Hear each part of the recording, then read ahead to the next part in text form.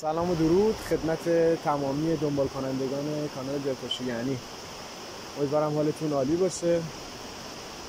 دوستان، به شخصه دوست داشتم هم یه ویدیویی بگیرم بگم که ازتون خیلی متشکرم بابت همراهی هایی که برای کانال بنده انجام دادید، ویو هایی که لایک هایی که کردید و کلی واید و انرژی مثبت برای من و دوستانم ارسال کردید. به شخصه دوست داشتم از خودم فیلم بگیرم و ازتون تشکر کنم. من و دوستانم تا تونستیم سعی کردیم که عرضم به خدمتتون که با تکست ها یا ویدیوهایی که دوستان آماده میکنن و برای بنده در اختیار بنده قرار میدم و من در کانال قرار میدم سعی کنیم حال دلتون خوب باشه. اول از همه سرحال باشید و با توجه به شرایط فعلی و کنونی کشور یه ذره از دغدغه‌هاتون فاصله بگیرید.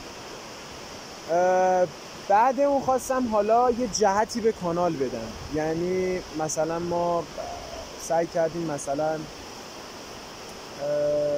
اسپانسرهای مختلفی رو دیدیم که میخواستن حمایت کنن. اومدم گفتم که بذار در ابتدا به کانالم یه جهت بدم، مثلا یه محتوای آموزشی از اون حوزه‌ای که خودم روش تخصص دارم در اختیار شما عزیزان قرار بدم. مثلا حالا چیزی که خودم به زیاد فکر کردم همین انگلیسی بود. نمیخوام بگم به عنوان استاد، خودم خیلی دوست داشتم مثلا اون چیزایی که خب من چند سال دارم توی زمینه انگلیسی آموزش میبینم و یه حدودی هم آموزش دادم توی مقطع‌های مختلف.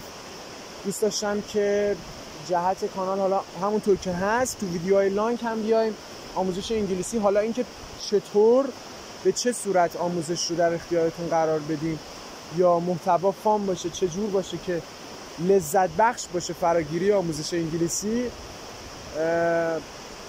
حالا توی پست یا ویدیوی دیگری خدمتتون عرض خواهم کرد.